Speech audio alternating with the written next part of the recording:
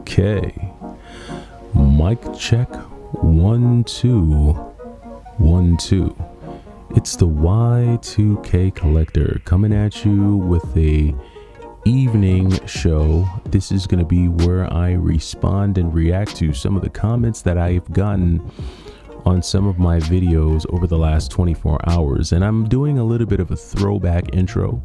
I've gotten a few requests to do one of my old school introductions, and for those of you who have been following me for the last few years, you'll know that back when I first started doing these videos, I used to have a very specific intro, and I kind of steered away from it for two reasons. One, the song choice that I used to use, I kept on getting like copyright, not copyright strikes, but it was just, basically that's what it was. I was getting copyright strikes for the song for whatever reason. YouTube was saying that I didn't have the rights to use it, so I needed to change up my music.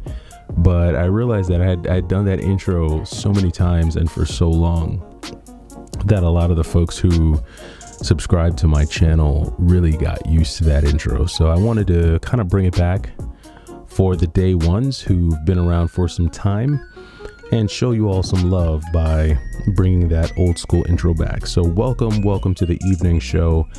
I'm not sure if this is a format that I'm going to continue. I like communicating with the Y2K crew and just kind of sharing some of the comments that I get on some of the videos.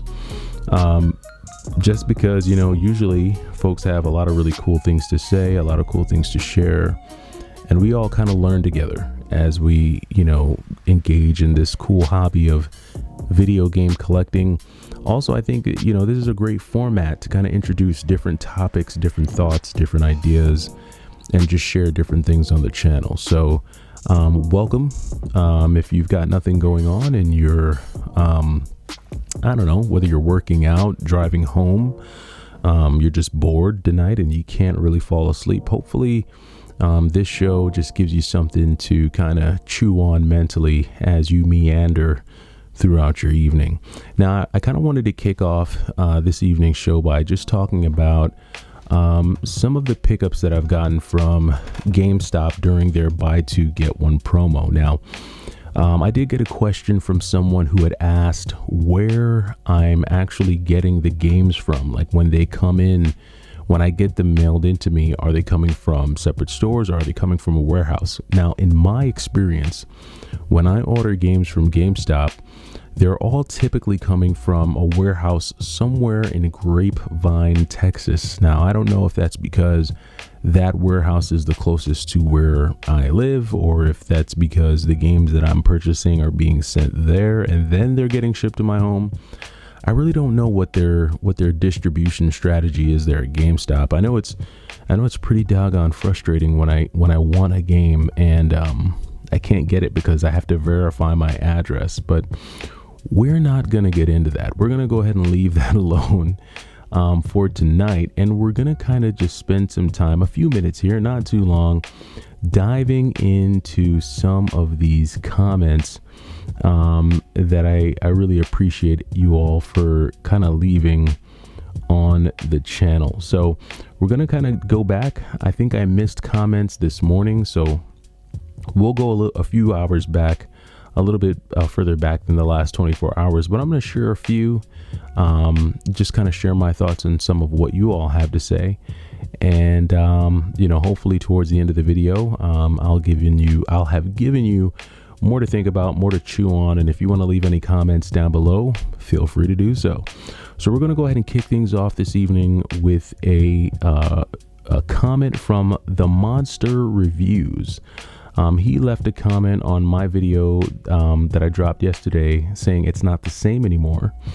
And the Monster Review says, it's a weird time for collecting, without a doubt. I don't know where you live, but you're a lucky dude if you're finding old games in your GameStop. Ours has been opened for like 15 years and they barely get stuff past the Wii. It's usually just copies of old Pokemon games behind a glass case. Very cool that you have some thrift shops with games as well. Like that $6 Pikmin was a score. First of all, thank you, Monster Reviews, for the comment. And yes, that $6 Pikmin was a score. Now, that thrift store that I got that Pikmin from used to be the spot. And for those of you who live in like the Manhattan area of New York, you know that you know there's a thrift store, and they used to be the spot, especially when it came to video games. I remember that store. I would go in there and you would find Chrono Trigger, you would find Plasma Sword. I picked up a copy of Contra 4 on the DS, Pikmin, Smash Bros, GameCubes, PlayStation fat PlayStations rather, PSP Goes, PSPs. This store would have the best retro items, not just games. They would have consoles, all that stuff. And the majority of the time, all this stuff would be under $30. It'd be $25. The games would come in at $6. I remember one morning specifically getting in there. This was the same day that I picked up like 6 really nice retro games. There was a gentleman who had gotten there just a little bit before me, and he walked in and he picked up Silent Hill 2, Silent Hill 3. He had Xeno Saga, and they were all about $8 a piece. And this store used to be amazing. And I think eventually the workers at the store caught wind of, that this was becoming a hot spot for resellers. And while the prices of the games never really shot up, they definitely started bumping up the prices of the consoles, and it was just retarded. On top of that, that store just became a headache. I mean, there were people who I'm pretty sure were professional resellers. Like, this is what they did for a living, because there's no way you can stand online at a thrift store every single morning and have an actual job, or it's just impossible.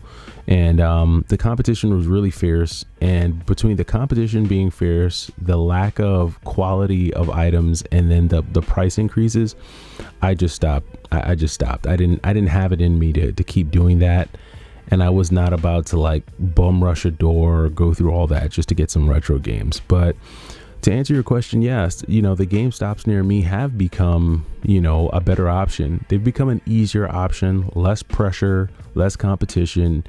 And whenever they're having their promotions, it makes it even easier and better for me to take advantage. And so that's something that I definitely have done. But hey, check it out. Look, Monster Reviews, if you get a chance, go on GameStop's website. They definitely have a bunch of stuff on there. And what I'm noticing is that there's less address verification going on, and you can just add some of these games to your cart. So give it another shot. Let me know if you have success.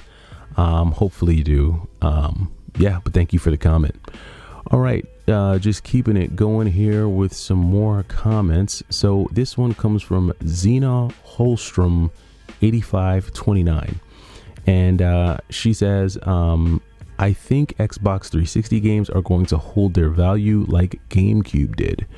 Wii U games, you can find them still at low prices. Now, I really don't know. I don't know how the 360 market, what it's going to look like in a few years. 360 games are in an abundance. There are just a lot of them out there. And I think the ones that are more sought after and that are more expensive have already kind of hit their peak. I can't see games like Fable 2, Too Human, games like that. I don't really see those games like jumping in price like that. Personally, I could be dead wrong. I do not have a crystal ball. But I don't see 360 hitting GameCube levels, just because the GameCube is a Nintendo product, and there's just a Nintendo. It's almost like this unspoken Nintendo premium. When something is made by Nintendo, it's just going to be more expensive. And I don't know if Xbox as a whole has that positive stigma attached to it that naturally just drives up the price. I think the hype around 360 games is kind of isolated to hardcore gamers, and I don't know if there's as much mass appeal for them like that. Again, I could be wrong, but what do I know? I am just a a humble, simple collector. But listen, do what you want. If 360 games, if you want to fill your collection with 60 games, who cares what anyone on YouTube has to say? It's your collection. You got to live with it. So if you want, say, 360 games, go ahead and pick them up and enjoy. Alrighty, so this next one comes from Time to Play Vidya. He says, $60 for Mario Party 6. Look, I'm a trash hoarder that collects broken cases, naked discs, or games that have the label destroyed. I acknowledge that, but I can't imagine paying $60 for Mario Party 6. Laugh out loud. Thank you for the comment, Time to Play Vidya. Yeah, so I ordinarily wouldn't go in and pay market price for a game like Mario Party 6, but it did make sense in the context of the buy two get one. You know, typically if you go online and try to buy a copy of Mario Party 6, you may wind up paying upwards of $60, and then you have to pay the shipping and handling and the taxes and so on and so forth. But when you're able to find it in a store, take advantage of the buy two get one, that promotion kind of waters down the price. That was part one for me. Part two, it's local, don't have to pay any shipping and handling. Part three, I'm able to use some of the coupons that I get from GameStop, including like my $5 monthly off. So all those factors just made picking up a game like that, especially being that it's complete in box, worth it for me. But I definitely hear what you're saying. And to be honest with you, if it's a game that I want, I don't mind paying full retail, but that's just me. There are some games out there that I will pay full retail for because I want to buy it. I want to have it in my collection. And I guess it just depends on who you are and what you want and how you want your collection set up. There was a point where I never collected loose discs because I felt like they were hard to, they were just hard to maintain. And if I ever wanted to resell them, it would be harder. But because I'm in a mode right now where I'm not selling anything, I don't mind picking up a loose disc because in my mind, I'm like, well, I can always complete it later. But to each his own, you know, for some folks, you know, everyone has their own limit and budget of what they'd be willing to pay and spend on games. And you have to know that for yourself. So, but definitely appreciate the comment. Thank you for commenting on the video. All right, so let's see. We're going to go through and find another video here. So we have another video here. So this one comes from B Dillmore 40. He says, so I watched your video about identifying fake bootleg games and I subbed to your channel immediately after watching. Damn, dude, you really lucked out. Transformers War and Fall of Cybertron are both great games. To answer your question about why Web of Shadows and others are expensive right now is because Activision lost the license to Spider-Man and no longer is able to release new and old Spider-Man games. So these physical original copies are going crazy stupid expensive right now. On a side note, I own the Wii and PS2 versions of Web of Shadows, brand new sealed, and that PS3 version is worth more than both of them combined. He then goes on to say also about War/Fall of Cybertron, Activision has publicly stated that they lost, quote unquote, the source code for both games, so that is original copies, they're skyrocketing in price. So thank you, B Dillmore 40, and yeah, I appreciate the explanation because I was blown away. Sometimes when I find games in GameStop that are older and expensive, I'm like, why is this game so expensive? So I'll usually look it up to see where it's at. And when I found the copy of Web of Shadows for $52, which it actually wound up being a little bit less with the pro membership and coupons and stuff, I looked it up and I saw that it was going for between $120 and $130. And I was like, what? For Web of Shadows? But I guess he's right. The prices for some of these games has jumped up, especially these Activision games. So I took it. I bit the bullet because for me, it was definitely a come up. And it was like 50% off market value. So it's moments like that where GameStop really shines. And yeah, definitely lucked up. And it was funny because I happened to walk into GameStop during the last day of that promo. And they tend to get, I noticed that they tend to get a lot of their retro stuff on like Saturday mornings. And I think that's when people typically go in to trade in stuff. So if you're interested in, seeing what you can get at your GameStop, try going like midday on a Saturday. Like once all the moms take their kids or the dads take their kids to do their trade-ins, that's when you might find some of that sweet stuff. So good stuff. Thank you for the comment, B. Dillmore. I appreciate it. All right, we got another comment here from Alder Dragon. He says, it'll never be the same. In 2013, I could find NES games at Goodwill for 99 cents. Since 2018, all I've seen are loose copies of Madden for $4.99. But even as long as 15 years ago, I remember occasionally seeing stuff at yard sales priced stupidly high. The common theme back then was that people would price things based off of eBay asking prices and not completed sales. But now you can't even trust completed sales. With the fake sales and people relisting items, those prices still appear as valid and affect price tracking websites. There are many different factors influencing price inflation, but I definitely think there is some manipulation going on. Thank you, Aldo Dragon, for the comment, and I do agree. There is some manipulation. There definitely is some inflation, but the inflation that we're seeing isn't exclusive to the retro gaming market. In fact, inflation generally is so high that the Fed had to reverse course in their plan to cut interest rates. And I know this isn't a financial channel, but I think this would be a good place to kind of end tonight's video, just talking about the overall inflation and how it's affecting the economy. So, I mean, when the Fed said that they're not going to be cutting interest rates, that's huge, right? Because that tells me that despite all the things that we hear on the news each and every day about jobs and things getting better, I don't really know if they are getting better, right? And if anyone who's on this channel listening to me talk about retro games, these are first world issues, right? These are first world problems. Not being able to get cheap video games is definitely a first world problem. But there is that section of the country that is trying to figure out where they're going to get their next meal. You have folks who are being laid off left and right. And, the scary thing is that, when the Fed says they're not going to cut rates, it just means that, interest rates are going to be really high for a long time. Money is going to continue to be expensive. And if you're looking to do things like buy a house, purchase a car, the interest rates on some of these things are going to be retarded. Thankfully, I bought my house 10 years ago when interest rates were still, I guess at historic lows now when you think about it.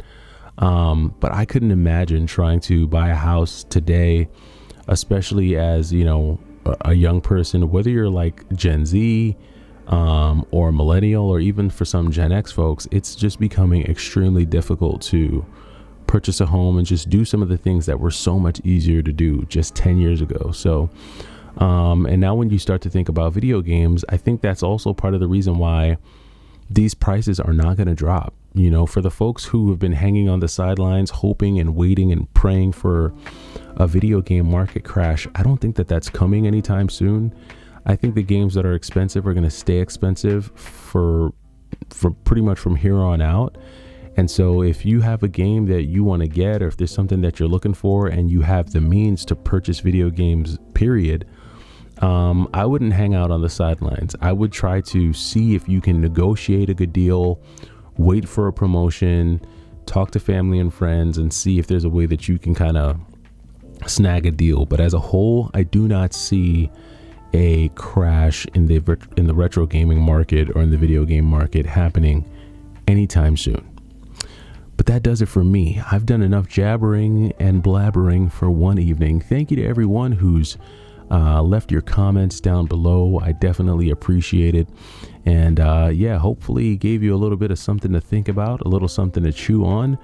If you have any thoughts or opinions on some of the comments that were left, leave your comments down below and I will catch you tomorrow. It's the Y2K Collector. Take it easy.